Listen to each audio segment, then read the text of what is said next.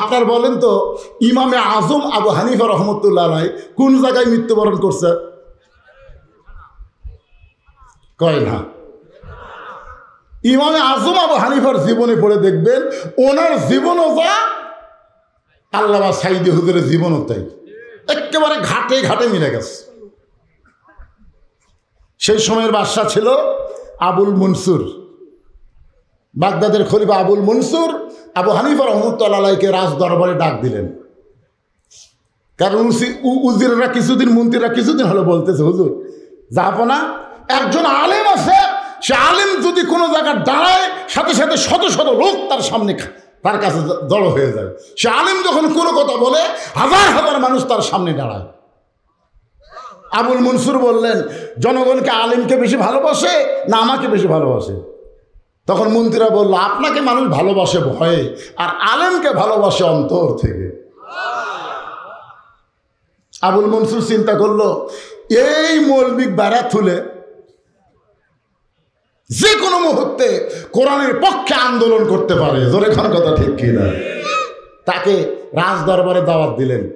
আবু হানিফা যখন রাজ দরবারে গেলেন, আবুল মনসুর বললেন, হুজুর আপনি অযথা বাহিরে ঘোরাঘুরি করে কি করবেন? আপনাকে রাজ দরবারে একটা চাকরি দিব, সেই চাকরিটা হলো কাজিউল কুজ্জাত, সবচাইতে বড় বিচারক, প্রধান বিচারপতি। আবু হানিফা বললেন, বিচারপতির আসনে যখন আমি বসবো তখন কিন্তু আমি মনে করব আমি বিচারক না, বিচারক হলো আল্লাহ। আমি আল্লাহর আইন অনুযায়ী বিচার করবার চাই। আপনি কি চাবেন যে আমি বিচারপতির আসনে বসে আল্লাহর আইন অনুযায়ী বিচার করি? আবুল মনসুর বলে, না, আল্লাহর আইন চলবে না, আমার আইন অনুসারে বিচার করা লাগবে। আবু হানিফা বললেন, মানুষের তৈরি আইন দিয়ে বিচার করব আর মরার পরে জাহান্নামে যাব, এটা চলবে না। শুধুমাত্র চলবে না বলার কারণেই তাকে জেলে বন্ধ করলো। আল্লামা সাইদি হুজুরকে ধর্মমন্ত্রীর পদ দেবার চাইছিল, জোরে কোন কথা ঠিক কিনা? আল্লাহ মামুনুল হক জেলখানা থেকে বাইরে সেই কথাগুলো সব প্রকাশ করে দিছে, কারণ তার সঙ্গে তার কিছুদিন একই জায়গায় থাকার সৌভাগ্য হয়েছিল। তিনি যশোরের মাহফিলে বললেন, আল্লামা সাইদি হুজুরকে বড় বড় পদ দিবার চাইছিল, কিন্তু পদগুলো না নিয়ে তিনি কারাবরণকে পছন্দ করলেন। কোন অপরাধ নাই, অপরাধ একটাই, কোরআনের হক কথা বলা। মেয়েটা বলতেছে, আমার জীবনের সবচাইতে বড় অপরাধ হলো 6 বছর বয়সে ঈমান গ্রহণ করছি। শুধু ঈমান গ্রহণ করা অপরাধে 12 বছর আমাকে জেলখানায় বন্দি জীবন কাটাতে হয়েছে। সকালবেলা 3টা করে চাবুক, বিকালবেলা 3টা করে চাবুক মারছে। আমার দেহের এমন কোনো জায়গা নাই যে জায়গায় চাবুকের আঘাত লাগে নাই। ইয়া আমিরাল মুমিনিন, আপনি যখন রোম পারস্য দখল করলেন, আমি যেই দেশের জেলখানায় বন্দী ছিলাম ওই দেশটা হলো রোম দেশ। ওই রোমের জেলখানার দরজা যখন আপনি খুলে দিলেন, আপনি ঘোষণা করলেন মুসলমান যখন কোনো রাষ্ট্র দখল করবে ওই রাষ্ট্র তখন আল্লাহর কোরআন অনুযায়ী চলবে। আর আল্লাহর কোরআন দিয়ে যখন কোনো রাষ্ট্র চলবে ওই রাষ্ট্রে কোনো জেলখানার দরকার হবে না। জেলখানার দরজা মুক্ত পাইয়া আমার দাদা হলো খ্রিস্টান, আমার বাবা হলো খ্রিস্টান, আমি খ্রিস্টানদের কাছে না গিয়া একজন মুমিনের 6 দিন হলে 2 পাহাড়ের মাঝখানে ঘুরতেছি।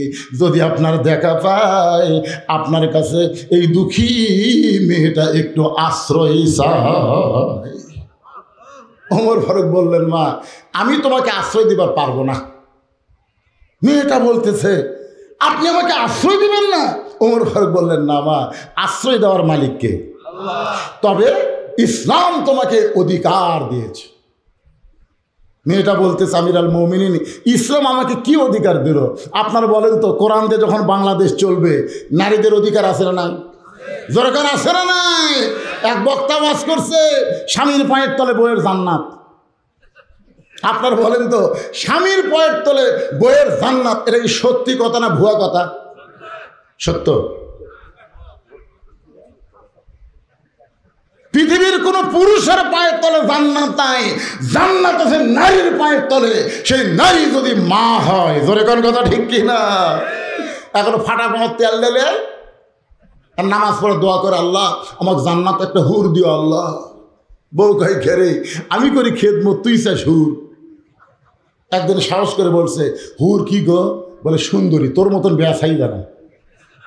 দুনিয়াতে ঠকছি ঠকছি, মরার পর আর ঠকবো না রে, এই জন্য জান্নাত আমি হুর চাই। বউ কয় কত গরমের মধ্যে ভাত তরকারি পাক করে দেই, কারেন্ট গেলে পাখা দিয়ে বাতাস করি, ফাটা পাও ভ্যাজলিন দেই, আর ওই হামাক বাদ দিয়ে হুর চাই। তাও বলছে আমার নাকি সাইজ নাই, আমি ব্যাগ সাইজ দেব না, এর ধান্দার থাকে কি। পরের দিন নামাজ পড়ে বলতেছে আল্লাহ আমাকে জান্নাত দিও, জান্নাত একটা হুরে দিও। স্বামী কয় এ হুরা কি রে? বলে হুরা হলো সুন্দর যুবক, তোমার মতন পাও ফাটা না। দুনিয়াতে ঠকছি ঠকছি, মরার পর আর ঠক মরা। আপনারা বলেন তো স্বামী স্ত্রীর মধ্যে মহব্বত হবে না গন্ডগোল হবে? যতদিন পর্যন্ত কোরআন চালু না হবে ততদিন স্বামী স্ত্রীর মধ্যে গন্ডগোল হবে। যেদিন আল্লাহর কোরআন দিয়ে রাষ্ট্র চলবে সেদিন প্রত্যেকটা পুরুষ বুঝতে পারবে হুন্না লিবাসুল্লাকুম ওয়া আনতুম লিবাসুল্লাহুন্না। স্বামী হলো বিবির পোশাক, বিবি হলো স্বামীর পোশাক। জোরে গান সুবহানাল্লাহ। আপনি খালি ফাটা মত খেলেন, ওর মুখের যে ভ্যাজলিন দেওয়া লাগবে সেটা আপনি জানেন না। আমার মায়েরা, পর্দার অন্তর যারা বসে আছেন একটু মনোযোগ দিয়ে শোনেন। ওমর ফারুক বললেন মা, আল্লাহ তোমাকে আশ্রয় দিবে আর ইসলাম তোমাকে অধিকার দিয়েছে। মেয়েটা বলতেছে আমিরুল মুমিনিন, ইসলাম আমাকে কি অধিকার দিল? ওমর ফারুক বললেন মা, এখন তোমার বয়স কত? মেয়েটা বলতেছে 6 বছর বয়সে ঈমান গ্রহণ করছি আর 12 বছর নির্যাতন সহ্য করছি, দুইটা যোগ করলে 18 বছর হয়। ওমর ফারুক বললেন 18 বছরের একজন যৌবনা নারীর জন্যে ইসলামের বহু অধিকার আছে। তার মধ্যে 1 নম্বর অধিকার হলো ভালো একটা ছেলের সঙ্গে বিয়া বসা। জোরে বলেন কি ছেলে? আপনারা বলেন ভালো বলতে আপনারা কাকে বুঝবেন? আলেমকে না জালেমকে? জালেম চাকরি করে প্রাইমারি, খাড়া হয়ে পেশাব করে। প্রাইমারি এক ছাত্রকে বলেছিলাম দাঁড়ায় পেশাব করার কারণে, কে রে খাড়া হয়ে পেশাব করিস? তোর স্যার তোকে শিখাইনি কেমনি পেশাব করা লাগে? তখন বলে চাচা কি দেখুন, প্রাইমারি পেশাবখানার যাদিকে আমার স্যারই খাড়া হয়ে পেশাব করে। এই শালা জালেম মাস গেলে 50,000 টাকা বেতন পায়। আর একটা আলেম মসজিদ ইমামতি করে, একটা মক্তব চলায়, আবার এক জুম্মার খুতবা দেয়, হাফিজি মাদ্রাসায় চাকরি করে, বেতন সর্বসাকুল্যে 12,000। আলেমের বেতন 12,000, জালেমের বেতন 50,000। এখন আপনি মেয়েকে কার সাথে বিয়ে দিবেন? আর কথা কয় না, আর কথা কয় না, আসল জায়গাতে হাত পড়িছে। এগুলো দেখার টাইম আছে? 12,000 টাকা দিয়ে বর্তমান যে বাজার দর, ওই কি খেলাবি? 50,000-এর সাথে বিয়ে দিলে আমার মেয়ের আর কোনো কষ্টই থাকবে না। আপনি জানেন আলেমের গুণ বোঝেন? সকালবেলা বউ বলতেছে সারা রাত আমার শরীর ভারী হয়ে গেছে, উঠতে পারতেছি না। স্বামী বলতেছে 1 গ্লাস পানি নিয়ে আসো। বউ 1 গ্লাস পানি আনছে, সূরা ফাতিহা 3 বার পরে ফুঁক দিয়ে বলছে খা। ওই 3 বারে 1 গ্লাস পানি খাচ্ছে, বলতেছে আমার শরীর পাতলা হয়ে গেছে। আপনি বলেন তো আলেমের কয় টাকা লাগলো? কত কম কয় টাকা লাগলো? আর জালেমের বউ বলতেছে কে গো, সারা রাত দেহ এত ভারী হয়েছে গো, সকালে উঠতে পারতেছে না, সাথে সাথে স্বামী মোবাইল করতেছে ডাক্তার সাহেব। আমার ম্যাডামের এরকম অবস্থা, তাড়াতাড়ি তাড়াতাড়ি নিয়ে আসেন। নিয়ে গেছে ডাক্তার, মনে মনে করে তোর বউ একটু ভারী করছে, আর তোর এত টেনশন, রক্ত পরীক্ষা কর, পেশাব পরীক্ষা কর, সব পরীক্ষা করে 4200, ধরে কর কয়শো, ডাক্তারের ভিতরে 800, আর 1 ফু দিয়ে যা হলো এর 5,000 টাকা খরচ হলো। আলেম কিনে সিলভার মাছ কিনে ভোগ বলে বিসমিল্লাহ করে ধর। বউ বিসমিল্লাহ করে ধরছে, বিসমিল্লাহ করে মাছ কুটবি, বিসমিল্লাহ করে পরিষ্কার করবি, বিসমিল্লাহ করে তরকারি তেলানি দিবি, বিসমিল্লাহ ছাড়া যেন কোনো কাম হয় না। স্বামী স্ত্রী খাবার বসা আবার দোয়া করতেছে আল্লাহুম্মা বারিক লানা ফিমা রাযাকতানা ওয়া কিনা আযাবান নার। স্বামী স্ত্রী বিসমিল্লাহ করে দেই, মাছ লে ভাত মুখত দিছে। বউ বলতে তুমি মিথ্যা কথা বলেছো, এটা ইলিশ মাছ। স্বামী কয় না রে সিলভার। বকে না, সিলভার কোনো এত স্বাদ হয়? আল্লাহ কয় যত বিসমিল্লাহ কসু আর সিলভার থাকে। জালেম কিনে ইলিশ আনছে, জালেম ইলিশ কিনে ভোগ দিয়ে বলছে কেউ কিনবার পারে না রে, আমার 50,000 থেকে আমি কিনছি, যা পাক কর। বউ পাক করে সামনে দেয়, বিসমিল্লাহ সালাম করে দেখো, এবার ইলিশও ছাদ নেয়। আলেম অল্প হলো মহারণা পরিশোধ করে, আর জালেম মহারণা বান্দে বেশি পরিশোধ করে না। ধরে করে কত করে টাকার কত কর 5 লক্ষ টাকা মহারণা, নগদ নাকফুল বাবদ 1000। সারা জালেমের মহারণা দেখছেন? আর আলেম বলতেছে ভাই যা দিবার পারবো তাই। এখন আপনার সিদ্ধান্ত নেন আপনার মেয়েকে কার সাথে বিয়ে দিবেন। যাকে খুশি দেন, পরে বুঝবেন ঠেলা কাক করে। ওমর ফারুক বললেন মা 18 বছরের একজন যৌবন নারীর জন্য 1 নম্বর অধিকার হলো ভালো একটা ছেলের সঙ্গে বিয়ে বসা। কিন্তু তুমি এই মুহূর্তে ভালো ছেলে কোথায় পাইবা? তোমার তো কোনো অভিভাবক নাই। আমি ওমর তোমার অভিভাবক হইয়া একটা ভালো ছেলের খবর দেই, দেখো তো ছেলেটা তোমার পছন্দ হয় কিনা। মেয়েটা বলতেছে আমিরুল মুমিনিন, তাহলে আপনি বলেন ভালো ছেলেটার নাম কি? ওমর ফারুক বললেন ছেলেটার নাম হলো আব্দুল্লাহ। 6 লক্ষ হাদিসের হাফেজ, 30 পারা কোরআনের হাফেজ। ছেলেটার বয়স হলো 22 বছর, লম্বা হলো 6 ফুট 2 ইঞ্চি, গায়ের রং ফর্সা, চাঁদের মতন চেহারা। ছেলেটার বাবার নাম হলো উমর। মারে 6 বছর বয়স ঈমান গ্রহণ করে 12 বছর নির্যাতনের মধ্যেও যে ঈমান হরণ হয়নি, ঈমানকে ত্যাগ করে নাই, এমন একটা মেয়েকে যদি আমার বৌমা বানাবার পারতাম আমার জীবন ধন্য হয়ে যেত। জোরে কারণ সুবহানাল্লাহ। এখন আপনার বেটাকে কেমন বিয়ে করাবেন? কি আমার ছেলের বউ মাস্টারি করে, তুই বুড়ে একদিন খোঁজলা দেখতো খালি মাস্টারি করে না অন্য স্যারের সাথে ওভার ডিউটি মারে, খোঁজলা দেখ। মনে কষ্ট নিচ্ছেন? ইল্লা ব্যতিক্রম আছে, ব্যতিক্রম আছে, কিন্তু অধিকাংশই ওভার ডিউটি করতেছে। একটু মনোযোগ দিয়ে শুনবেন। ওমর ফারুক বললেন মা তোমার মতন একজন মেয়ে যদি আমার বৌমা হতো তাহলে আমার বাড়িটা রোশনাই হতো। ছেলের বউকে আপনারা কি কন? বৌমা। জোরে কন কি মা? আরো জোরে, জোরসে বলুন। আচ্ছা আপনি বেটা আছেন, বিয়ে করেছেন, বেটার বউ ভালো, আপনারা বলতেছেন বৌমা মুরব্বী কথা কয় না। আমি তখনই বুঝবার পারছি বাজার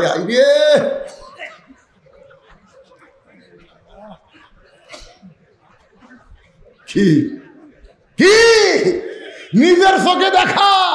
আমার শ্বশুরকে আমার বউ 7 তরকারিতে ভাত দেয়। আমার শ্বশুর সোমবারে আসবে, শনিবার থেকে আমার বউ আমার কান গরম করে। আমার বাপ কিন্তু ট্যাংরা মাছ খায়, পাতাশি খায়, আমার বাপ দেশি মুরগি খায়, আমার বাপ গরুর কলজা খায়।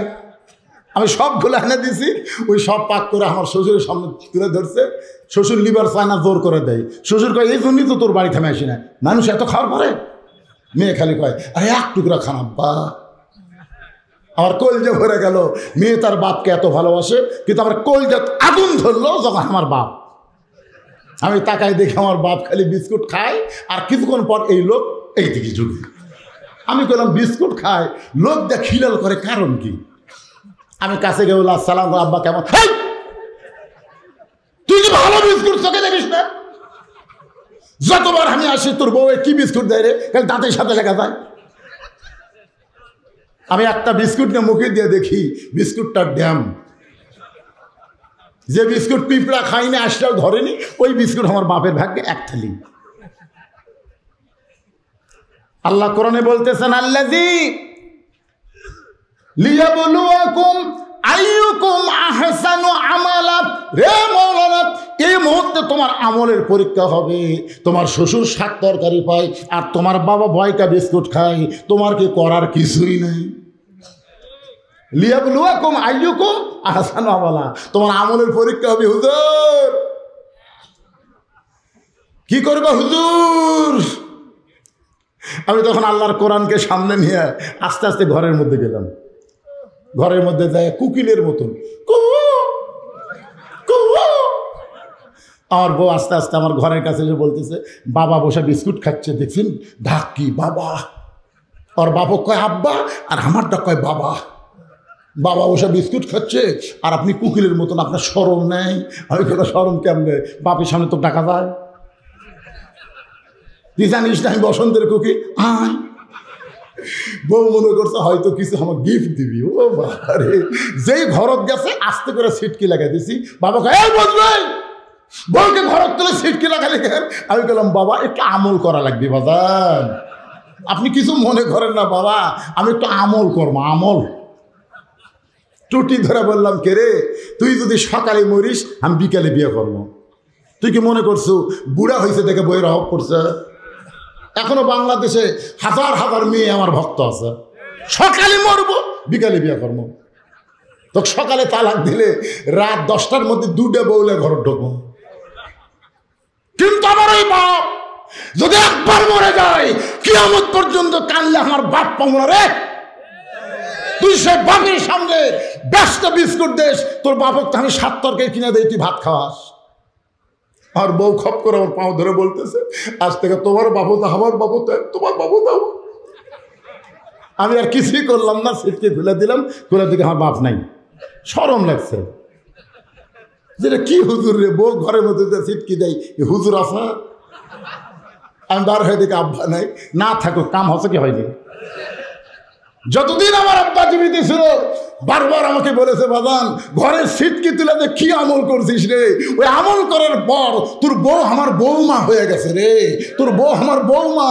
বৌমা যদি বানাবার চান প্রত্যেকটা স্বামীকে তার বইয়ের উপর এমন আমল করা দরকার আছে। ধরে করে কথা ঠিক কি না? বৌমা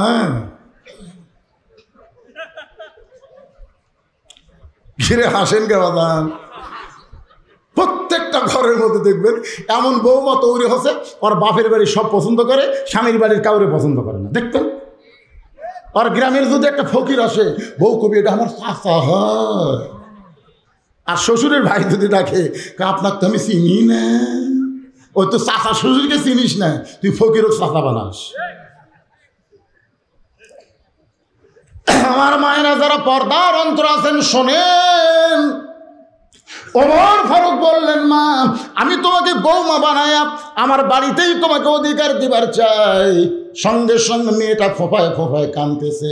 ওমর ফারুক বললেন, মা আমার আব্দুল্লাহকে তোমার পছন্দ হয় না, তুমি এমন করে কেন কাঁদতেছো?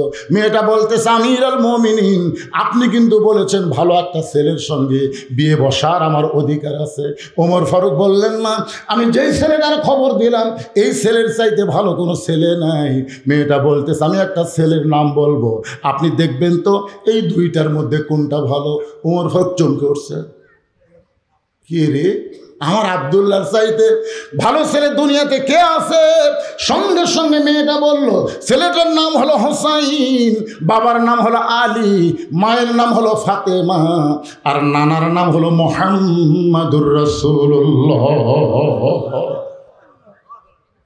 সঙ্গে সঙ্গে ওমর ফারুক বসে পড়ছে, বসে মাটি ধারতে বলতেছে, মা এমন একটা ছেলের নাম তুমি কইলা, আমার আব্দুল্লাহ ভিতরে থাকাতে ওর কথা আমার মনেই নাই।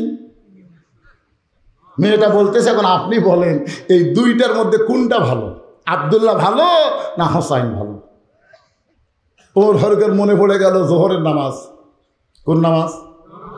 আল্লাহ রাসূল প্রথম রাকাতের শেষ দাজ্জা 3বার সুবহান রাব্বিল আলা বলে সেজদা থেকে মাথা তুলছে, পরে যেই মাত্র সেজদা দিচ্ছে আর সেজদা থেকে মাথা ওঠে না।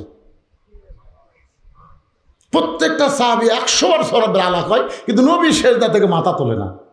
উমরের চিন্তা হলো, কে রে নবী কি সেজদাতে অসুস্থ হলো নাকি? মাথা তুলবার চায়, কিন্তু আতিউল্লাহ ও আতিউর রাসূলের কারণে মাথা তুলবার পারে না। অনেক সময় পরে নবী সেজদা থেকে 4 রাকাত নামাজ পড়ে নবী যখন সালাম ফেরালেন, ওমর ফারুক বলে, ইয়া রাসূলুল্লাহ আমার বেয়াদবি নেবেন না। প্রথম রাকাতে 3বার সুবহান রাব্বিল আলা ঠিকই আছে, কিন্তু দ্বিতীয় রাকাতে দ্বিতীয় সেজদায় এত লম্বা সেজদা দিলেন, কারণ কি? আল্লাহ রাসূল বলে, এই সাহাবীরা তোমরা কি দেখোনি? আসলে কে দেখবে, সেজদা থাকলে দেখা যায়। এই তোমাকে ফাঁকের মধ্যে দিয়া কোন সময় যে হোসাইন এসে আমার পিঠের উপর বসলো, আমি সেজদা থেকে মাথা তুলবার চাই, কিন্তু মাথা তুলবার গেলে তো হবে না, ওকে আমার পিঠের উপর থেকে নামাতে হবে। আমি সেজদা থেকে হোসেনকে যখন পিঠ থেকে নামাবার চাই, নামাজের মালিক আল্লাহ বলে, হাবিব যতক্ষণ হোসেন আপনার পিঠে বসে থাকবে আপনি হোসেনকে নামাবেন না। আজকে শুনে নেন, আপনি যেমন হোসেনকে ভালোবাসেন আমি আল্লাহ তেমন ভালোবাসি। আপনার বলেন তো আল্লাহ হোসেনকে ভালোবাসার কারণ কি?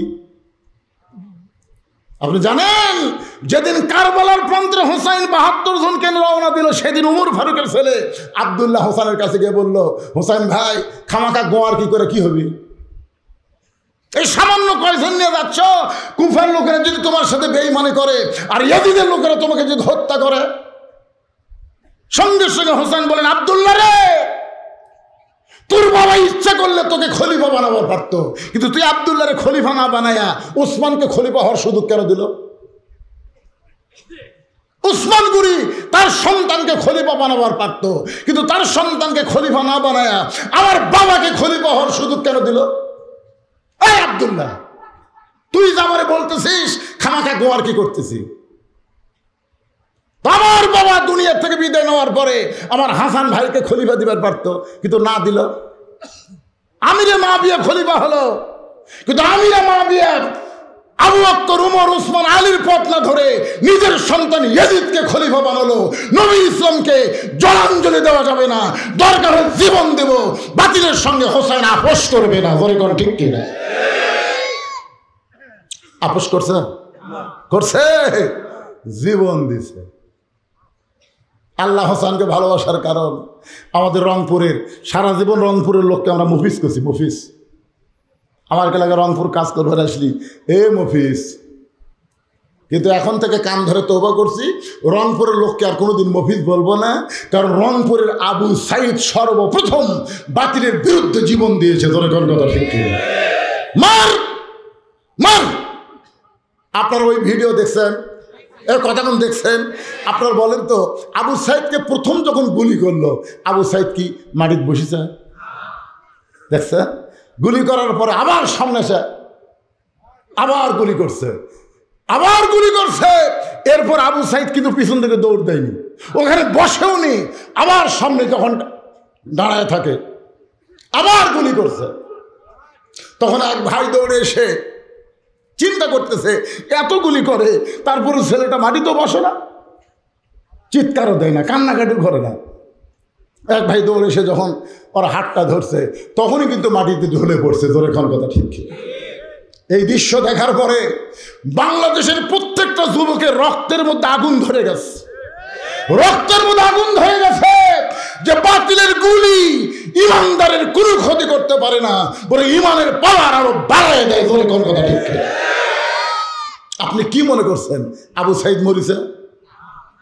আমার গ্রাম সম্পর্কে আসাদ ভাই আমার মোবাইল করে বলল, হুজুর আমার একটা ছেলে হয়েছে, আমি নাম রাখতে চাই, আপনি একটা ভালো নাম কম।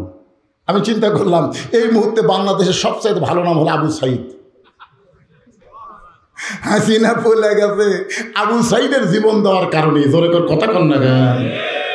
তা আমি আমার ওই ভাইরে কইলাম, ভাই একটা ভালো নামের খোঁজ আমার কাছে আছে, তুমি যদি পছন্দ করো রাখতে চাও তাহলে আমি নামটা বলবো।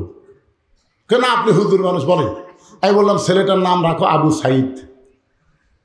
আমার ভাই বলতেছে, আলহামদুলিল্লাহ হুজুর, আবু সাইদের কথা মনেই নাই। মনে থাকবি না, হে এখন তার নাম বেটার নাম আবু সাইদ ছিল, সবসময় মনে থাকবে। জোরে কোন কথা ঠিক? ছেলেটার নাম রাখছে আবু সাইদ। কিছুদিন পর আমার খালা, ওনার মেয়ের একটা মেয়ে হয়েছে, আমার এই খালা মোবাইল করে বললো, বাদান যত আমরা সন্তানের নাম রাখি তোমার কাছ থেকে শুনি, আমার মেয়েটার একটা মেয়ে হয়েছে, আমার নাতনি হয়েছে, নাতনিটার নাম কি রাখবো? তাই আমি বললাম, খালা একটা ভালো নামের খোঁজ আমার কাছে আছে। বলে কি নাম বাবা? আমি বললাম হাসিনা। হাসিনা? তুমি কেমন আলেন একটা জালেমের কথা কো? ওরে বাবা রে, হাসিনা নাম তোর কথা শুনে তা খেপে গেছে ভাই। আমি তখন মনে করলাম, বাংলাদেশের মানুষ যদি সজাগ থাকে 100 বছরে কোন মেয়ের নাম হাসিনা রাখবে না। ধরে কোন কথা রাখতে না। এখান থেকে কি বুঝলে?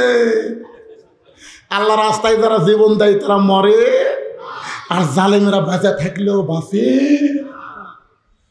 হ্যাঁ, আপনারা কি মন খারাপ করতেছেন? এই কমিটির লোকেরা আমাকে বলেছে, হুজুর আমরা বেশি রাত ওয়াজ করি না, 11টার উপর আমরা যাই না। কিন্তু আমি তখন চিন্তা করলাম, আমি এমন একটা বক্তা ভাই, আমি ঘড়ির দিকে তাকে ওয়াজও করি না। এ মুরব্বী এতে বাবা, মুরব্বী কও এখন বিপদ রে, বসেন বাবা, বসেন বসেন, আল্লাহর হস্তে বসেন বাবা। মুরব্বী কলো খেবে, হাই হক মুরব্বী কয়। এই ছেলেরা হাজার হাজার টাকা খরচ করে এই জান্নাতের বাগান লাগাইছে। আপনারা কারা কারা এই কোরআনের মাহফিলের পক্ষে 2 হাত তুলে আমার আল্লাহকে একটু হাত দেখে পারছে? বাজান হাত তুলে লিল্লাহি তাকবীর, হাত নামান। এখন আপনাদেরকে আমি বলবো যে বাংলাদেশে আগামীতে এই কোরআন দিয়ে বাংলাদেশ চলুক, এটা কারা কারা চান? 2 হাত তুলে আল্লাহরে দেখান। লিল্লাহি তাকবীর, আল কোরআনের আলো। আর ঘরে ঘরে না, এখন ডাইরেক্ট মার হবে। এতদিন অ্যাঙ্গেলে মার হচ্ছে, আর অ্যাঙ্গেল চলবি? আল কোরআনের আলো সংসদে। আমরা আগামীতে কোনো জালিমকে সংসদে পাঠাবো না, ভালো মানুষগুলোকে নির্বাচন করে আমরা সংসদে পাঠাবো। ধরে কোন ঠিক কিনা? তাহলে আল কোরআনের আলো সংসদে জালো, আল কোরআনের আলো। আলহামদুলিল্লাহ। আমাকে বলছে, হুজুর আপনি একটু সবার কাছে বলবেন যে এই মাহফিলের জন্য সবাই যদি 10, 20, 50 টাকা 100 টাকা করে দেয়, তাহলে আমাদের প্রতি বছর মাহফিল করা সম্ভব হয়। তো এখন যদি আপনাদের কাছে ব্যাগ যায়, রুমাল যায়, আপনারা কারা কারা 1 টাকাও দেবেন না? না এরকম কেউ যদি থাকে, আর এই মুহূর্তে টাকা না দিয়ে যারা উঠবি, আমরা দোয়া করবো আল্লাহ 1 সপ্তাহের মধ্যে যেন প্যারালাইসিস হয়। যেরকম কি হয়? আপনার কি মনে করেন কোরআনের ক্ষমতা আছে না নাই? অনুনাজ্জিলু মিনাল কোরআনি মা হুয়া শিফাউ ওয়া রাহমাতুল লিল মুমিনিন। আমরা দোয়া করব আল্লাহ এই কোরআনের মাহফিলে 10 টাকা 20 টাকা দিয়ে হলেও তারা সহযোগিতা করবে, 1 বছর যেন ডাক্তারের কাছে যাওয়া না লাগে। এজন্য কারা কারা দিবেন আল্লাহকে একটু হাত দেখেন তো দেখি। বললাম বাগান একটু মনোযোগ দিয়ে শুনবেন। উমর ফারুক যে মেয়েটাকে সুন্দরী বলতেছে, ওই মেয়েটা আপাদ মস্তক আল্লাহর আইন পর্দা। মেয়েটার নিকটে গিয়ে বলতেছেন, মা এই নির্জন পথে তুমি একা একা চলতেছ, তোমার সামনেও কোনো মানুষ নাই, পিছনেও কোনো মানুষ নাই, তোমার অন্তরে কি ভয় ডর লাগতেছে না? মেয়েটা বলে, পথিক তুমি কি হযরত উমরকে চেনো? সুবহানাল্লাহ। মেয়েটা কাকে বলতেছে? হযরত উমরকে লক্ষ্য করে বলে, পথিক তুমি কি হযরত উমরকে চেনো? যদি হযরত উমরকে চিনতা তাহলে এরকম বেয়াসাইজা কথা বলতা না। উমর ফারুক বলতেছে, মা কি বেয়াসাইজা? মেয়েটা বলে, পথিক আল্লাহর কোরআন দিয়ে যখন রাষ্ট্র চলবে, তখন পৃথিবীর এক প্রান্ত থেকে আরেকটা প্রান্ত পর্যন্ত একটা মহিলা যাবে, ওই মহিলার কলিজায় কেবলমাত্র ভয় থাকবে কার? আর আমাদের বাংলাদেশে একটা বুড়ি পর্যন্ত ধর্ষণ আছে, আবার 8 বছরের ছোট্ট বাচ্চাও পর্যন্ত ধর্ষিত হয়েছে। যেরকম কথা ঠিক কিনা? হায় হায় রে, যতই আইন করেন, কোন আইন দিয়া বাংলাদেশের নারীদের ধর্ষণ বন্ধ করা যাবে? যত আইন করেন অ্যাসিড মারা বন্ধ হবে না, হবে না। কারণ ঘরের মধ্যে শুটকি যদি আপনি রাখেন, বিড়ালকে কি দাওয়াত দেওয়া লাগে? লাগে? বিড়ালের কিন্তু নাক আছে ভাই, নাক টানতে টানতে ঘরের মধ্যে যায়, দেখে দরজা খোলা, খাটের তলে পাতিলের উপর ঢাকনা নেই, পাতিল ভরা শুটকি মাছ। আপনার বলেন তো বিড়াল কি বিসমিল্লাহ বলার টাইম পাবি? কারণ বিড়াল জানে মালিকের শুটকি খাওয়া হলো চুরি করে খাওয়া। এই বাংলাদেশে মিননের দল, ইনুর দল, এরা হলো নাস্তিক দল। জোরে কোন কথা ঠিক কিনা? শহীদ প্রেসিডেন্ট জিয়াউর রহমান বাংলাদেশের সংবিধানে বিসমিল্লাহ শুরু করেছেন, এই শালা নাস্তিকেরা এই বিসমিল্লাহর বিরুদ্ধেও লাগছিল। জোরে কোন কথা ঠিক কিনা? বাংলাদেশের মুসলমান আমার মতন যাদের বয়স, তারা জানে একটা প্রেসিডেন্ট ছিল শহীদ জিয়া রহমানের নাম শোনেন না আপনারা? কে মুরব্বী দেখেন? জিয়াউর রহমানের 4 বছর হযরত উমরের শাসন ব্যবস্থা বাংলাদেশে চালু হয়েছিল। ধরে কোন সুবহানাল্লাহ। আজকে বাংলাদেশের বিএনপি যদি শহীদ জিয়ার আদর্শকে গ্রহণ করে, তার দল অনুসারে যদি চলে, তাহলে বাংলাদেশের বিএনপিকেও ইসলাম মোনা দল ঘোষণা করা হবে। ধরে কোন কথা ঠিক কিনা? সমস্ত ক্ষমতার মালিককে, এটা জিয়াউর রহমানের কথা।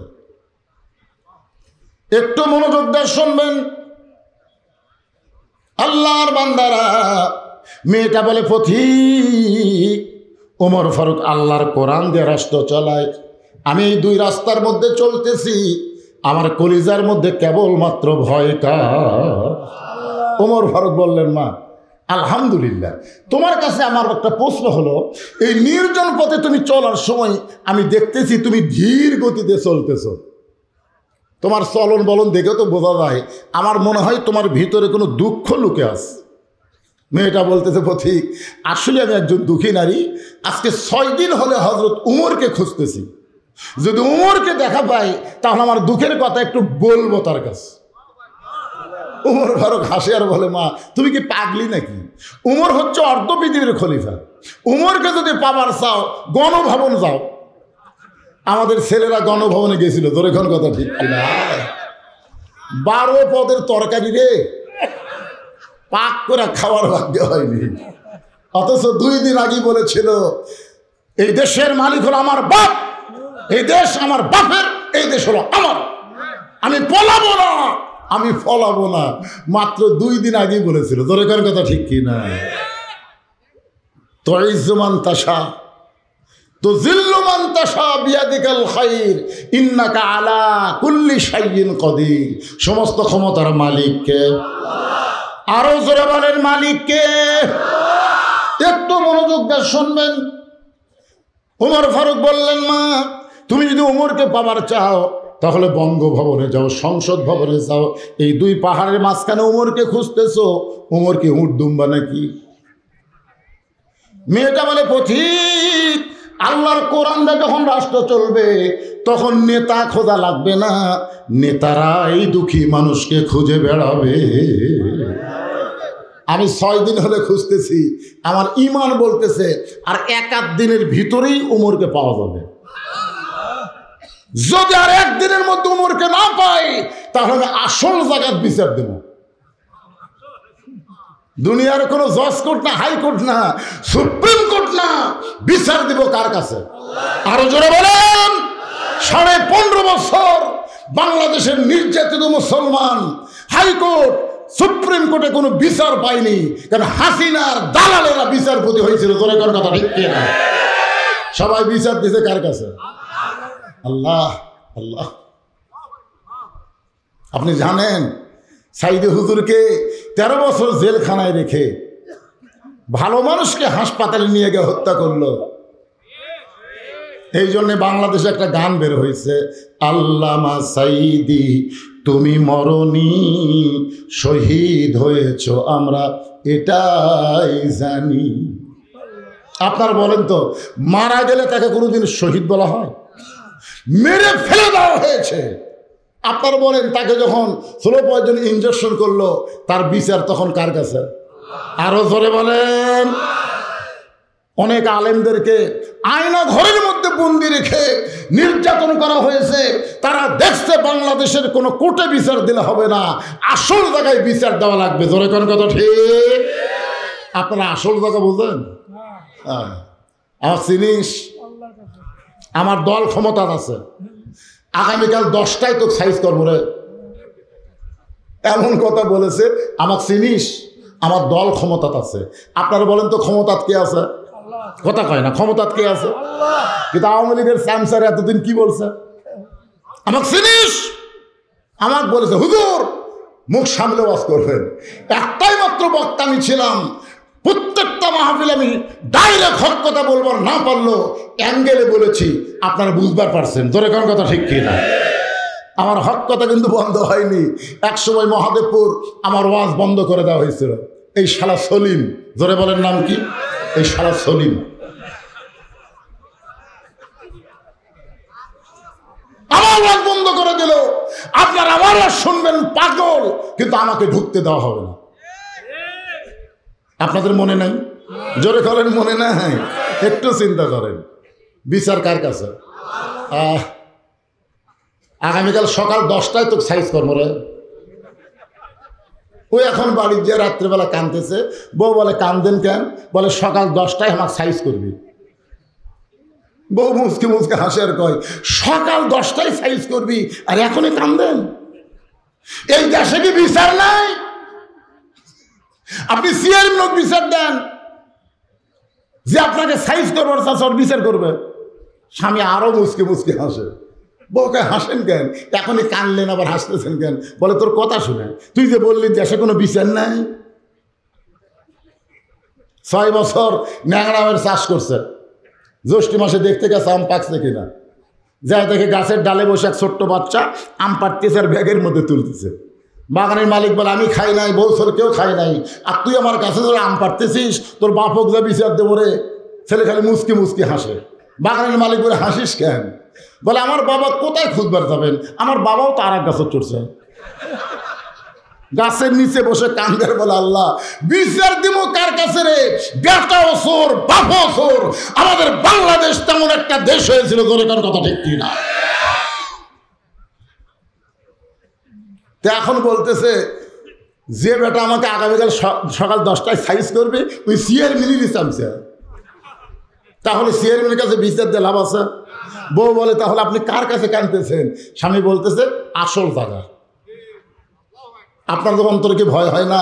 আসল জায়গা আপনারা যাদেরকে অত্যাচার করছেন, যাদেরকে হত্যা করেছেন, বাংলাদেশের সমস্ত টাকা বিদেশে পাচার করে বাংলাদেশকে গরিব বানায়া দ্রব্যমূল্য আগুন ধরাইছেন। ধরে কোন কথা ঠিক কিনা? একটাবার চিন্তা হয় না? আপনাদের বিবেক কি কুত্তে পেশাব করে দিছে নাকি? একটা মানুষের কত টাকা লাগতে পারে? একটা মানুষ কয়দিন বাঁচবে, তার কত টাকা লাগতে পারে? সারা দরবেশ দাড়ি কামে নৌকা চড়ছিল। ধরে কোন কথা ঠিক কিনা? দাড়ি টুপি খুলে দাড়ি কামে নৌকা লুঙ্গি পরে উঠছে। বাংলাদেশের ব্যাংক থেকে 36,000 কোটি টাকা মারছে। ধরে কোন কথা ঠিক কিনা?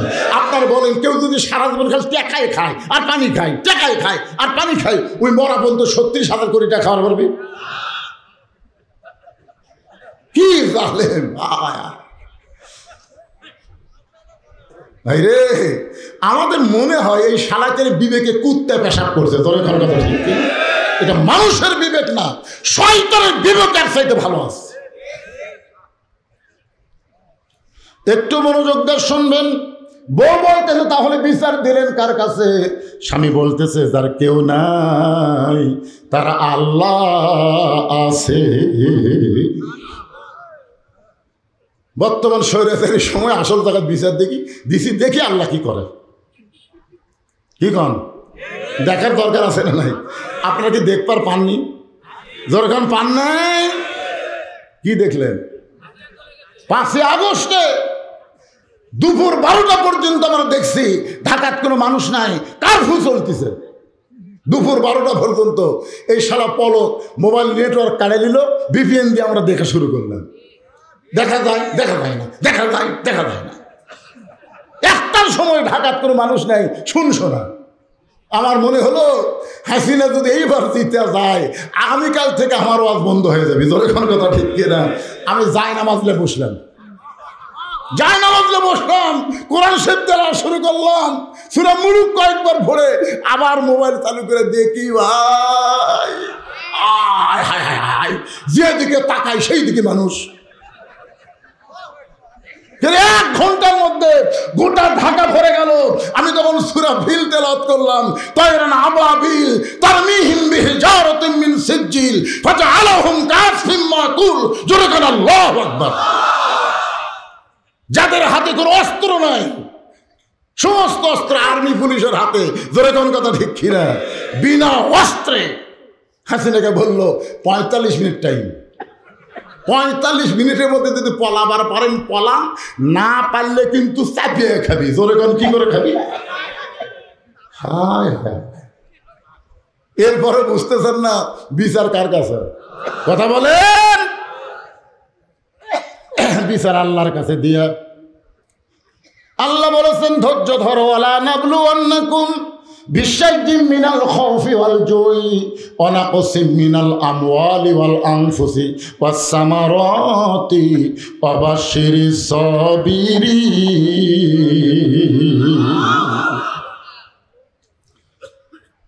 আর বউ গোসলখানা, টাইসালা গোসলখানা, তো ওই গোসলখানা যে বেটা হুমকি দিয়েছে সকাল 10টায় তো সাইজ করবো, ওর বউ দুপুরবেলা ওর প্যান্ট শার্ট পরিষ্কার করছে।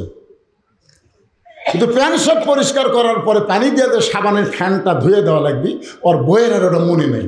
যারা সবসময় স্টার জলসা জি বাংলা দেখে এদের অনেক কিছুই মনে থাকে না, জোরে কোন কথা ঠিক কিনা? তো ওটা তো সাবানের ফ্যানটা শুকে ওটা যা হয়ে আছে, ওই রাত 9টার সময় যাই হুমকি দিছে আগামীকাল সকাল 10টায় তো সাইজ কর্ম। ওই রাত 9টার সময় পঞ্চের স্যান্ডেল পাঁচ দিয়ে পেশাব করার গেছে, স্যান্ডেলের তলা সমান, জোরে কোন কি সমান?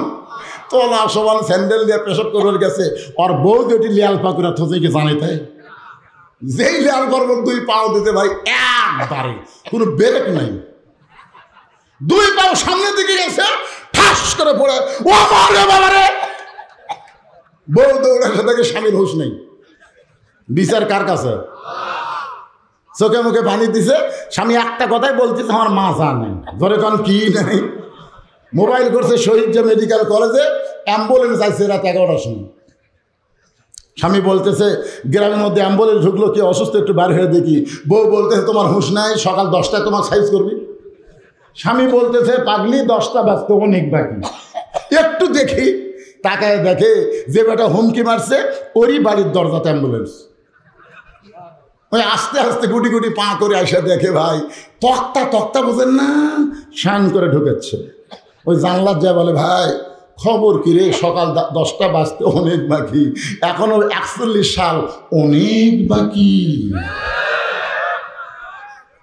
এ দেখ মাজা ভাঙ্গা, 2 জন ধরে টেজর তুলে দেয়, উত্তর পারে না 1 লাখটা টেজের মাইক পায় ভাই খেলা হবে কে রে কাউয়া তুই কোন জায়গা লুকাইছিস খুঁজে পাওয়া যায় না, ধরে কর কথা ঠিক কি? খেলবার গেলে মাথার বল থাকা লাগবে, ধরে বলেন কথা ঠিক কি না? একটু মনোযোগ দিয়ে শুনবেন। আল্লাহর কাছে যখন কেউ বিচার দেয় 41 সাল লাগে না, 24 সালের 5 আগস্টেই তাকে পলান লাগে, ধরে কারণ ঠিক কিনা? মেয়েটা বলতেছে পথিক 6 দিন হলে ওমরকে খুঁজতেছি, আমার বিশ্বাস আর 1-8 দিনের মধ্যেই হযরত ওমরকে পেয়ে যাব। যদি না পাই তাহলে কথা কয় না। সঙ্গে সঙ্গে ওমর ফারুক বললেন মা আসল জায়গার বিচার দেওয়া লাগবে না, আমি হলাম হযরত ওমর। মেয়েটা বলতেছে আপনি যদি হযরত ওমর হন তাহলে আপনার চামচা একা একা ঘুরতেছেন চোরের মতন, আপনার কি চামচা নেই? ওমর ফারুক চোখের পানি বের করে বলতেছেন ইন্নামাল মুমিনুনা আল্লাযীনা ইযা যুকিরাল্লাহু ওয়াজিলাত কুলুবুহুম ওয়া ইযা তুলিয়াত আলাইহিম আয়াতুহু জাদাতুহুম ঈমানাও ওয়া আলা রাব্বিহিম ইয়াতাওয়াক্কালুন। আল্লাহর কোরআন দিয়ে যখন রাষ্ট্র চলবে তখন র্যাব পুলিশ লাগবে না, পুলিশ নেতার চামচা না, পুলিশ হলো জনগণের খাদেম, ধরে কোন কথা ঠিক কিনা? আমাদের টাকায় শালা পুলিশেরা বেতন নিছে আর আমাদের ছেলেদের বুকে গুলি করছে, ধরে কোন কথা বলেন, কথা বলেন। আর বদরশীদ কোনো পুলিশকে ডরায় না। আয় কোরআনের মাহফিল বন্ধ করবেন, আয় তো দেখি কত বড় মরদ হচ্ছিস। আগে অ্যাঙ্গেলে বলতাম, আর কোনো অ্যাঙ্গেল চলবি না, ডাইরেক্ট মার হবি, ধরে কোন কথা ঠিক কিনা? আমাদের টাকাতে বেতন নেই আর আমাদের কলিজার টুকরো সন্তানের বুকে এরা গুলি মারছে, ধরে কোন কথা ঠিক কিনা? কি মনে করতেছে? ওমর ফারুক বললেন মা মারে আল্লাহর কোরআন দিয়ে যখন রাষ্ট্র চলে তখন চামচা লাগে না মা, র্যাব লাগে না, বডিগার্ড লাগে না, স্বয়ং আল্লাহ তাআলা ওয়া আলা রাব্বিহিম ইয়াতাওয়াক্কালুন, কেবলমাত্র তারা ভরসা করে কার উপর? এখন তোমার কাছে আমি জানতে চাই এই পিছনে ওটাকে কি কিসের জটলা হচ্ছে ওর পিছনে?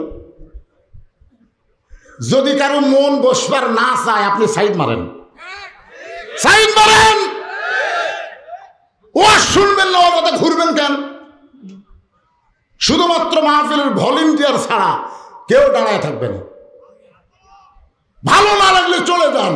আল্লাহ কোরআনে বলেছেন ওয়াকাল্লাযীনা কাফারু লা তাসমাউ লিহাযাল কুরআন, কাফেরের বাচ্চা যারা, তাদের কাছে আল্লাহর কোরআনের হক কথা ভালো লাগবে না। জোরে কোন কথা ঠিক কিনা? হ্যাঁ, অযথা ঘুরবেন কেন? মন চাইলে বসেন, না বসলে চলে যাবে। জড়ো হওয়া চলবে না, কোনো জায়গায় 2জন 3জন খাড়া হবেন, এ চলবে না। একটু জিকির করেন লা ইলাহা ইল্লাল্লাহ।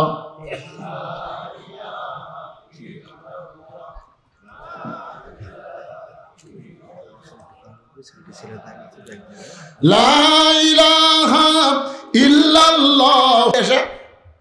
চালু কর, ফ্যানটা চালু করছে। এরকম ধান যখন তোলে তখন চিটা পাতানকে ঠিমের মধ্যে থাকে না, উড়ে যায়, উড়ে যায়। এখানে চিটা পাতান মার্কা যারা আদায়ের কথা শুনে উড়ে গেছে, তার মানে বোঝা গেল এরা খালি শুনবার আর আবু জেহেলের মতন, আবু বকরের মতন গ্রহণ করতে চায়নি। যাবেন কেন?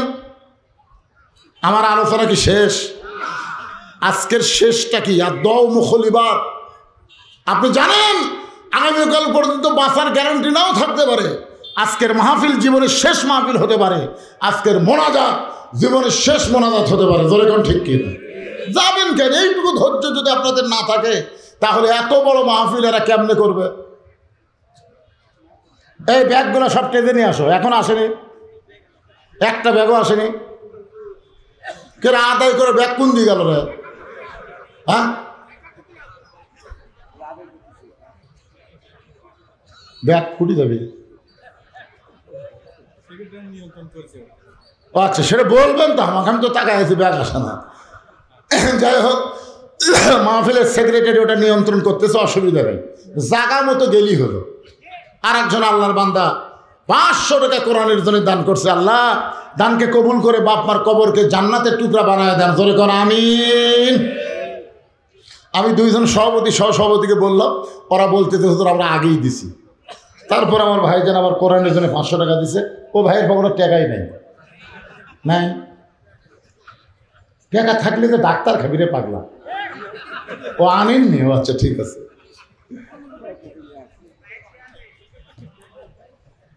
না না, এইরকম জাকাত বসে বাড়ির টাকা তুলে হবে, অন্তত কিছু টাকা নিয়ে আসা দরকার আছে।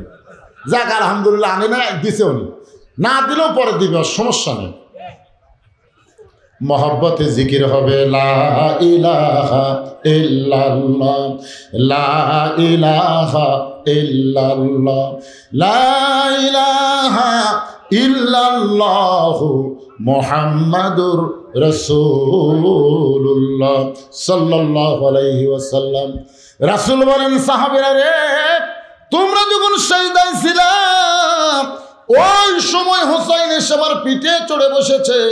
আমি হোসেনকে পিঠ থেকে নামাবার চাই, কিন্তু নামাজের মালিক আল্লাহ ডাক দেবে, হাবিব গো আপনি নামাবেন না। হোসেন যতক্ষণ পিঠে থাকবে আপনাকে সেজদার মধ্যেই থাকতে হবে।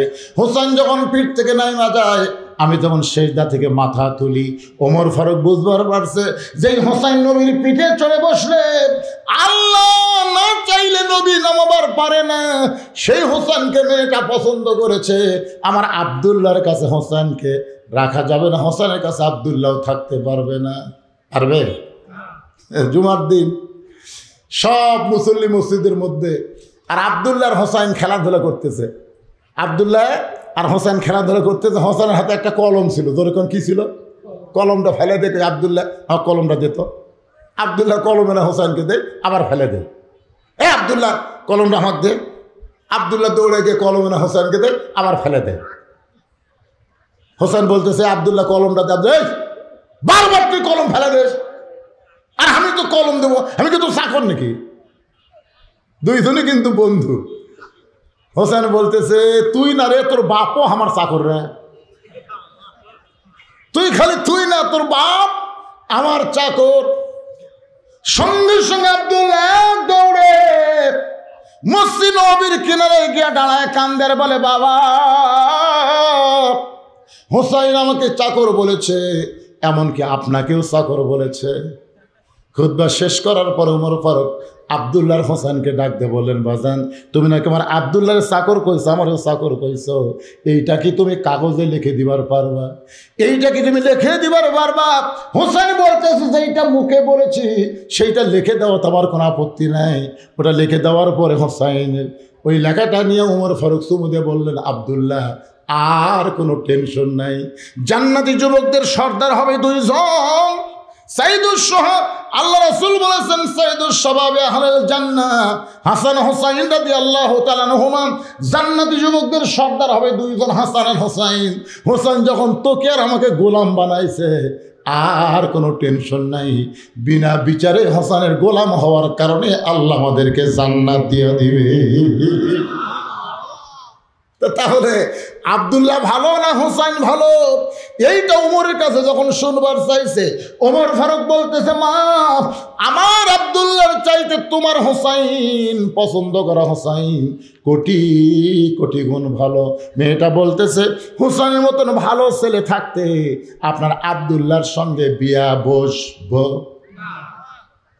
যে সমস্ত মায়েদের এখনো বিয়া হয় নাই, আমি তাদের জন্য নসিহত করতেছি, মা সামনে আসছে শুভ দিন, চিন্তা ভাবনা করে নিন।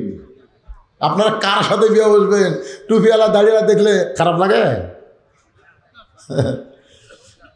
সম্পর্কে আমার খালাতো বোন আমারে কয়, ভাইজান আমার স্বামী শাকিব খানের মতন সুন্দর। স্বামীকে নিয়ে যখন বাইরে যাই, রাস্তার মেয়েরা খালি কুত্তের মতন তাকা থাকে আমার স্বামীর দিকে, আমার খুবই খারাপ লাগে। ভাই এমন কোনো দোয়া আছে যে দোয়া আমল করলে আমার স্বামীর দিকে আর কোনো মেয়ে মানুষ তাকাবে না? আমি বললাম, আমল কিছুই না, তোমার স্বামীকে চাচা বানাও। যেই কইছি চাচা বানাও, আমার খালাতো বোন বলে, হুজুর আপনার কাছে দোয়া চাইলাম, আমার স্বামী চাচা কিভাবে এটা বলা যায়? বলবার করি তো, বানাবার করছি। তোমাকে কি চাচা বলবার করছি? ঠিক মতো মোবাইলে শব্দটা শুনবে, চাচা বানাও। কিভাবে চাচা বানাবো? বলে হাত পাও ধরে আর দাড়ি থোয়ার ব্যবস্থা করে। একে স্বামীর পাও তেল দিয়ে হাত পাও ধরে দাড়ি থোয়ার ব্যবস্থা করছে। এখন দাড়ি চাল আঙ্গুল হয়ে গেছে। ওই এখন স্বামীর না যখন বাইরে যায়, একটা মেয়ে মানুষ আর স্বামীর দিকে তাকায় না, কেউ তাকায় বলে, চাচা আসসালামু আলাইকুম। কি ভাবতেছেন মায়েরা, কি ভাবতেছেন? নিজের স্বামীকে যদি নিজের জন্য রিজার্ভ করবার চান, তাহলে দাড়ি টুপিওয়ালারা কখন খারাপ হতে পারে না। জোরে করে কথা ঠিক কি না? প্রত্যেকটা মেয়েরাই বিয়ে করবি নায়ক, আর বিয়ের পরে আলেমের মতন স্বামীর ভালোবাসা চাবে, এটা কখনোই সম্ভব না। আপনারা বলেন তো, নায়ক যারা সবচেয়ে সুন্দর যারা, এগুলো চরিত্রের কোনো গ্যারান্টি আছে? এটা শাকিব খান। যে মেয়ে মানুষ চিকন হয় ওর কাছে যায়, ওই যে কি মন্ত্র জানে, মোটা বানায়। আর মামুনুল হক বিবাহ করেছে, বাতিল সরকার ধর্ষণের কেস দিয়ে তাকে জেলখানায় বন্দি করছে। তোর কথা ঠিক কিনা? অনুবীক্ষণ দিয়ে তদন্ত করে দেখে, ও বাবা রে, মামুনুল হক তো ধর্ষণ করা দূরের কথা, ওই মেয়েটাকে আগেই বিবাহ করেছে। একটা আলেম কোনোদিন কোনো মেয়েকে ধর্ষণ করতে পারে? জোরে কান কথা কন না কেন পারে? আল্লাহ কোরআনে বলেছেন, ইন্নামা ইয়াখশাল্লাহ মিন ইবাদিহিল উলামা। দেখবেন সমস্ত ছেলেরা ভালো হওয়ার চেষ্টা করবে। ভালো ছেলের 1 নম্বর গুণ হলো মহারণার টাকা নগদ দেওয়া লাগবে, ডিমান্ড নেওয়া যাবে, কথা কয় না। যারা মুরব্বী তারা বলতেছে না। এক লোক সারা জীবন ঘুষের চাকরি করতে, বুঝলেন, ঘুষের চাকরি করে এসে বুড়া বয়সে আল্লাহ বলতেছে, আল্লাহ আজ থেকে তওবা করলাম, আমি আর জীবনে কোনো দিন ঘুষ খাবো না। যখন চাকরি নাই তখন তওবা করতেছে, আমি আর জীবনেও ঘুষ খাবো না। আল্লাহ 2 কান্দের দিয়ে ফেরেশতা কয়, কে রে শয়তান, তোর চাকরি আছে? চাকরি যতদিন ছিল ততদিন তুই ঘুষ বন্ধ তওবা করিসনি, আর এখন চাকরি গেছে তওবা করতেছিস। বুড়া মানুষ বলতেছে, আল্লাহ আর জীবনে আমি চুরি করবো না। আল্লাহ আল্লাহ কয়, তুই চুরি করবার দিলেও তার পারবো না, তুই নিজেই লড়াই পারিস না, কেমনে চুরি করবি? আমি যুবকদেরকে বলতেছি, যারা এখনো বিয়ে করেনি তাদেরকে বলতেছি, আপনাকে বলতেছি, আবার বিয়ে করবেন। এখানে কি 10টা যুবক আছে এখন পর্যন্ত বিয়ে করেনি, বিয়েতে ডিমান্ড নেবে না, এরকম কোনো যুবক আছে? যে হাত তুলে বলবে হুজুর আমি বিবাহ করিনি, বিবাহে মহারণা নগদ দিব, ডিমান্ড নেব না, একটা যুবক দেখে হাত তোলেন তো দেখি। একেবারে হাত তুলছে খাটো করে, ওদের পিছনে খাড়া হতো দেখি, খাড়া হতো দেখি। দেখেন তোর চেহারা দেখে কি মনে হয়? এতক্ষণ পর্যন্ত যে ওয়াজ করছি মিল আছে না নাই? কতক্ষণ মিল আছে না নাই? একটা দাড়ি ছাঁচা খাড়ার পারলো। এক মেয়ের বাপের বাড়ি যে দেখি একটা মোটর সাইকেল কিনে থাকে, তো মোটর সাইকেলের যে ট্যাঙ্কির কাছে দোপা, পিছন দিকে সিট উঠছে, এরকম দোপা বুঝলেন, তারপরে পরকার সিট এইরকম উঠছে। আমি মেয়ের বাপকে বললাম ভাই এরকম ব্যবসায়ীতে মোটর সাইকেল কিনেছেন কেন? বলে ওদের শালা জামাই কি মোটর সাইকেল আছে। তা আমি এখন মোটর সাইকেল কিনে না এমন ভাব করছি, হুজুর দেখে আমার জামাই শালা এই দোফার মধ্যে থাকবি আর আমার মেয়ে উঁচের বসবি, আর ঘাড়ের উপর হাত দিয়ে ওই মোটর সাইকেল চালাবি, আর মেয়ে ওর ঘাড়ের উপর হাত দিয়ে থাকবি। যে ডিমান্ড নিলে কি হয় দেখ। নিয়ত করেন যারা বিবাহ করেন নাই, মহারণা অল্প হলেও নগদ দিবেন, আর কোনো ডিমান্ড নেওয়া চলবে। আলতা দিঘির মাহফিলকে আল্লাহ কবুল করুক, জোরে কোন আমিন। আস্তাগফিরুল্লাহ রাব্বি মিন কুল্লি জামমি ওয়া আতুবু ইলাইহি লা হাওলা ওয়ালা কুওয়াতা ইল্লা বিল্লাহিল আলিয়্যিল আযীম। আমাকে আগেই বলেছে হুজুর আপনি তুলে দেব আগে, 11টার আগে মাহফিল শেষ করা লাগবে। 11টা পার হয়ে গেছে, আপনাদের দিকে খেয়াল করে আমি 15-20 মিনিট ওয়াজ বেশি করলাম। আল্লাহ আমাদের সবাইকে আমল করার তৌফিক দিক, জোরে কোন আমিন। মোনাজাতের পরে আমার লেখা একটা বই আছে সুন্নাতের বাগান, কেউ যদি নেন এই বইটা কিন্তু দান, আপনারা 50 টাকা দান করবেন বইয়ের বিনিময়ে, খালি না, বইটা নেবেন 50 টাকা দান করবেন। এর 1 টাকা আমার জন্য খাওয়া সম্পূর্ণ হারাম, সমস্ত টাকা আমার এতিম অনাথ মাদ্রাসার জন্য ব্যয় করা হয়। মোনাজাতের পরে যদি কেউ পারেন, টেজের উপর সামান্য কয়টা বই আছে, আপনারা 50 টাকার বিনিময়ে বইটা নেবেন। আল্লাহুম্মা আমিন। আল্লাহুম্মা আনতাস সালাম ওয়া মিনকাস সালাম তাবারাকতা ইয়া যাল জালালি ওয়াল ইকরাম। মাবুদ বহু কষ্টের বিনিময়ে আজকের আলতা দিঘি মাহফিল আল্লাহ হাজার হাজার টাকা খরচ করে, আল্লাহ হাটে বাজারে ভিক্ষা করে, কত কষ্ট করে তোমার বান্দারা আজকের জান্নাতের বাগান লাগাইয়া দিছে। আল্লাহ ও মাবুদ, মোনাজাতের সঙ্গে সঙ্গে মাহফিলের সমাপ্তি হবে, আগামী বছর পর্যন্ত আমরা বাঁচবো এর কোনো গ্যারান্টি আমাদের নাই। হতে পারে আজকের মাহফিল আমার জীবনের শেষ মাহফিল, হতে পারে আজকের মোনাজাত আমার জীবনের শেষ মোনাজাত। যদি জীবনের শেষ মোনাজাত মাহফিল হয়, তাহলে আজকের মাহফিলের উসিলায় আমাদের সকলের জীবনের তামাম গুনাহ আল্লাহ মাফ করে দিন। যারা কষ্ট করে মেহনত করে টাকা পয়সা খরচ করে জান্নাতের বাগান লাগাইছে, তাদের সকলকে আল্লাহ আপনি মাফ করে জান্নাতি কবুল করেন। আল্লাহ মাহফিলের শুরু থেকে মোনাজাত পর্যন্ত যত আয়াত তেলাওয়াত করা হয়েছে, হাদিস শরীফ বলা হয়েছে, দোয়া দরুদ জিকির আজকার হয়েছে, আল্লাহ কবুল করেন। সোনার মদিনায়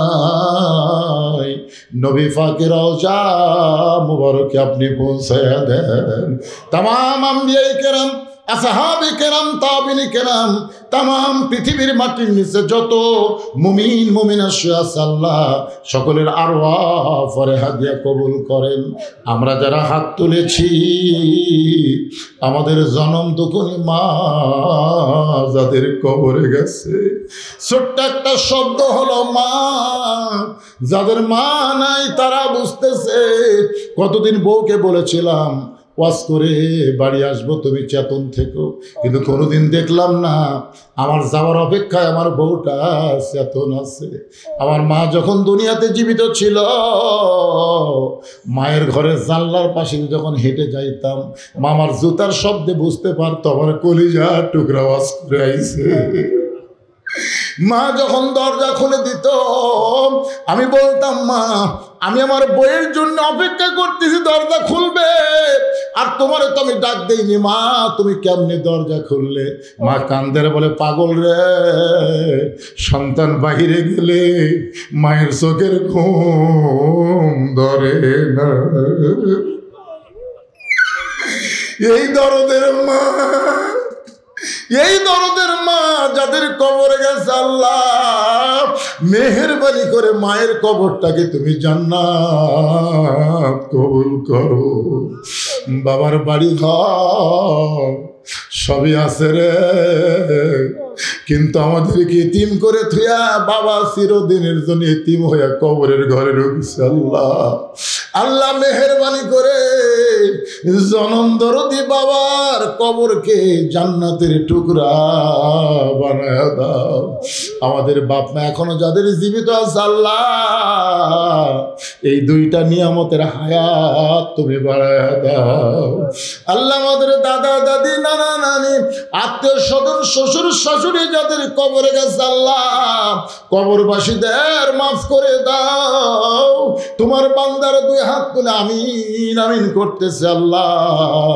কে কোন নিয়তে হাত তুলেছে আল্লাহ, সকলের নেক নিয়ত নেক আশা তুমি কবুল করো। আজকের মাহফিলের সম্মানিত সভাপতিকে আল্লাহ তুমি কবুল করো, সহসভাপতি কবুল করো, এই মাহফিল কমিটিকে আল্লাহ তুমি কবুল করো। আল্লাহ এই মাহফিল কমিটির সভাপতি সহসভাপতি সেক্রেটারি ক্যাশিয়ার সদস্য যারা, তাদের সকলকে আল্লাহ জান্নাতি সদস্য হিসাবে কবুল করে নাও। প্রত্যেক বছর এমন করে জান্নাতের বাগান যেন একটা বার লাগাবার পারে, বছরে একবার আল্লাহ এমন ইমানি শক্তি রেখে দান করে দাও। আমার মা বোনেরা পর্দার অন্তরে বসে বসে শুনেছে, আবিদা সালিহা পর্দা নিজে কবুল করে মা ফাতেমার চরিত্র দান করে দাও।